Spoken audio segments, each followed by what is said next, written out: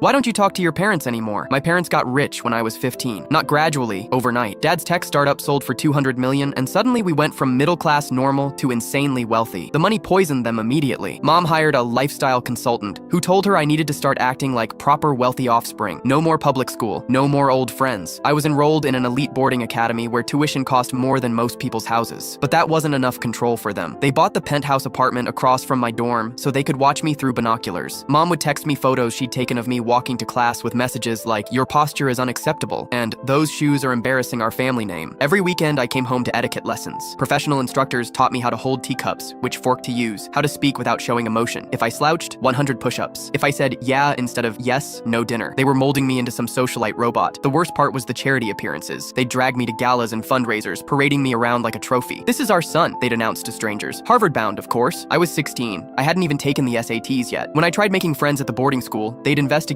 every kid's family. If their parents weren't millionaires, suddenly that friend would be uninvited from our house. They literally paid the school to move kids to different dorms, so I couldn't hang out with anyone they deemed beneath us. My breaking point came during my 17th birthday party. They threw this massive event at our mansion. 300 guests I'd never met, all wealthy families they wanted to network with. I wasn't allowed to invite a single person I actually cared about. Halfway through the party, I snuck away to my room and called my old best friend Jake from public school. Just hearing his voice made me realize how miserable I'd become. Mom found me on the phone. She grabbed it, hung up, and screamed, "How dare you embarrass us by talking to that poor trash?" Then she announced to the entire party that I was having behavioral issues and needed to be disciplined. That's when Dad stepped in. In front of all those people, he said, "Son, we've given you everything. If you can't appreciate it, maybe you need to learn what having nothing feels like." They cut off my allowance, took my phone, and told everyone at the party that I was learning gratitude through consequences. But here's what they didn't know. I'd been planning my escape for months. I'd secretly applied to state universities using my old address at my friend's house, got into 3 schools with academic scholarships that had nothing to do with their money. The day I turned 18, I walked out with nothing but my backpack and my acceptance letter. Haven't touched a penny of their money since. They tried everything to get me back. Hired private investigators to track me down. Showed up at my dorm offering cash and apologies. Mom even staged a family emergency to guilt me into coming home. When none of that worked, they started spreading rumors to their wealthy friends that I was on drugs and had mental issues. The final straw was when they tried buying my university to force me out. The administration called me in, looking uncomfortable. "Your parents made quite an offer," the dean said, "but we value our academic integrity more than their money." That's when I realized they'd never stop. So I did something that would hurt them more than any amount of distance. I became successful without them. Graduated summa cum laude, got headhunted by Google, started dating an amazing girl who loved me for who I was, not my trust fund. Last month, I saw them at a charity gala my company was sponsoring. They looked older, emptier. Mom tried approaching me, but I walked past like she was a stranger. Now I'm a software engineer making my own way. Dad calls occasionally, offering to buy me houses and cars. He still doesn't understand that the only thing I ever wanted from them was parents who loved me more than their bank account.